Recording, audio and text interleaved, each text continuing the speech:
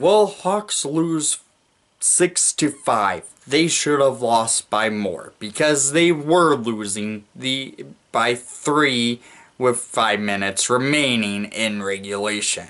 The front office is a literal joke of the Chicago Blackhawks right now. They claim we are a playoff team, and we are not. That is the dead truth. Rocky Wards, John McDonough, Jay Blanc, Stan Bonehead. I don't know how you think this roster's a playoff contender. It's clearly a rebuilder. When your captain even says rebuilding in a interview, yeah, this team's a rebuilding roster, not a playoff contender at all. I don't know where you see that in this roster. We have the worst defense in the NHL because of Stan Bonehead and his defensive, making this defense, and I'm sorry, I'm calling him that until we fire Stan Bowman. Because honestly, our defense is the worst in the NHL, and Stan, he hasn't fixed that. And tonight, the game showed, yet again, why we have the worst defense in the NHL. Going into the game, the Hawks were 28th on the PK and 31st on the power play. So basically, we're the worst at special teams, and it showed yet again. We allowed a power play goal to the Winnipeg Jets. We could not score on a power play. We had about 3 penalty kills that we needed to do and ended up giving up a power play goal. And the Hawks just literally look like they don't have momentum. I have to feel bad for Corey Crawford because he's now allowed 12 goals in 2 games because of this defense being so terrible. I don't know how in my opinion, Jeremy Colleton does not know he looks like he doesn't know what he's doing. He looks like he doesn't want to coach defense when that is the big need on a contender front office. Because a contender, your defense has to be one of the best parts of the team, not just offense strictly. It's a joke. Sorry I did not get the preview out today because my laptop was not wanting to upload it. I was frustrated a lot about it. So let's get into the scoring after this crap show. Hawks lose 6-5 to the Winnipeg Jets. To start the scoring off in the first period at minute 43, yes, it was another goal that started the game. The Hawks are down early in the first period. Patrick Laine scores his 20th of the season, and the assists went to Trouba and Scheifele. And that wasn't Laine's only goal tonight. That was, I will bring up it later. Then, at 3:03 in the first period, Marcus Kruger ties the game, makes it a 1-1 game, and the assist went to Martinson and Anisimov. Kruger was on the doorstep, got the puck on his stick. Martinson was battling up front of the net as well, got his big body up front of the net, which he needs to do because he's probably the biggest player on the Hawks roster. And Kruger just buries it behind Hellebuck. Hellebuck looked like crap today. I have to say that. Then at 3:52 in the first period, Nikolai Ehlers scores his 6th goal of the season and first of the night, and the assist went to Wheeler and Scheifele.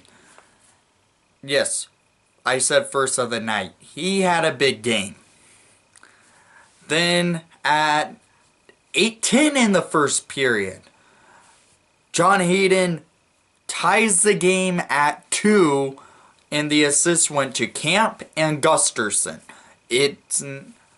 after one period, the Hawks managed to get out of the period tied with the Winnipeg Jets. That's actually a good thing usually, if you could end the first period tied with the Jets, because the Jets are a good team. I know they don't finish games well, which really did show tonight, but they're Stanley Cup contender in my opinion. So let's get to the second period. Nikolai Ehlers scores his second goal of the game, 7th of the season, and the assist went to Wheelers and Shealy at 1:01 into the second period. Another period the Hawks don't get off to a start because they allow an early goal. And it shows again. At 1:46 in the second period, Jacob Trouba scores his second goal of the season, and the assist went to Scheifele and Wheeler. Wheeler had, that's his third point of the game. Scheifele, I want to say that is as well his third point of the game. And then at 9:31 in the second period, Jan Ruta scores a rocket of a shot from the blue line, and it just gets under Hellebuck's glove, and Hawks made it within one. So the Hawks now in the second period down only one goal to the Winnipeg Jets. So we have a chance because the Jets sucked at finishing games, which that's how they've lost most of their games this year. But going into the third period, Patrick Laine scores his 21st of the season, second of the night, unassisted on the power play, 1:18 into the third period. Yet another game, another period, the Hawks allow an early goal.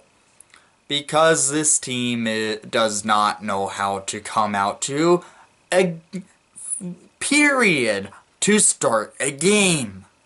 We'll start a period now.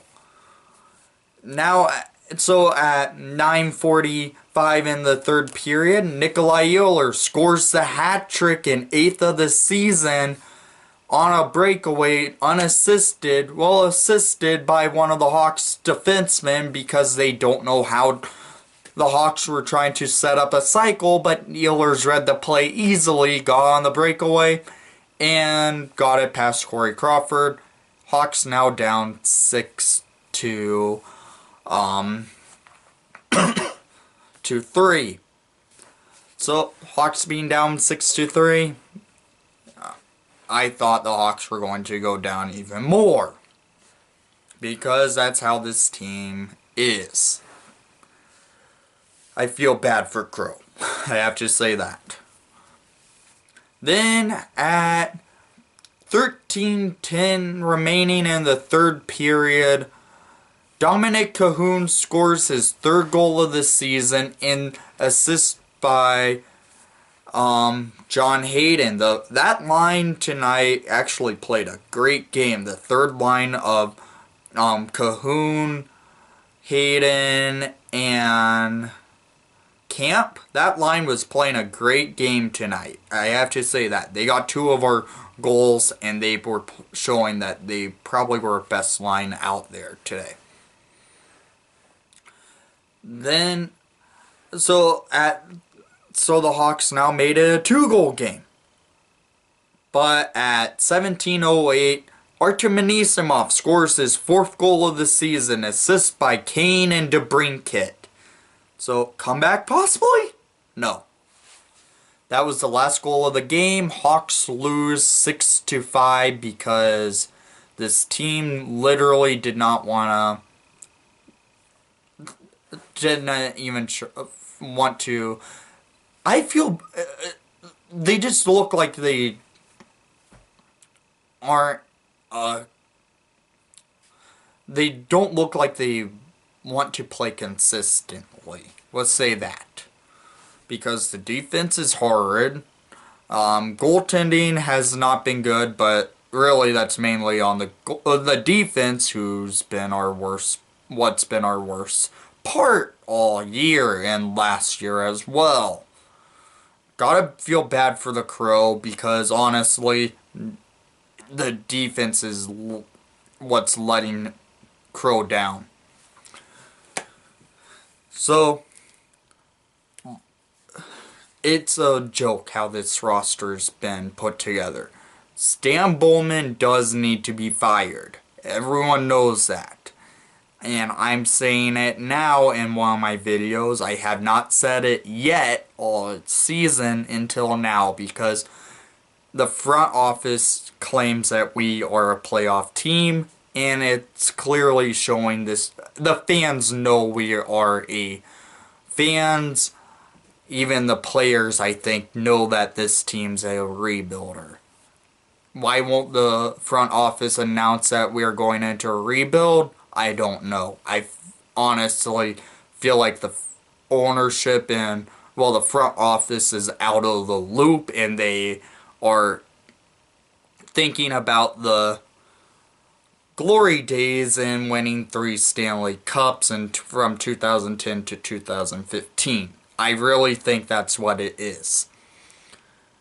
So, it's a joke right now how things are getting run. I'm really hoping by the end of the season we do fire Stan Bowman, because honestly we won't get back to a contender position as long as Stan Bowman's the GM. I'm sorry if that ticks fans off, like, not fans off, I'm just sorry. It's going to be the dark days of the Hawks as long as Stan Bowman's our GM. So, thank you for watching the broadcast. I know you did not enjoy the outcome. Hawks lose 6-5 to the Winnipeg Jets, and Discord link down below in the description. But most of all, let's go Hawks, and front office needs to get their heads out of the clouds.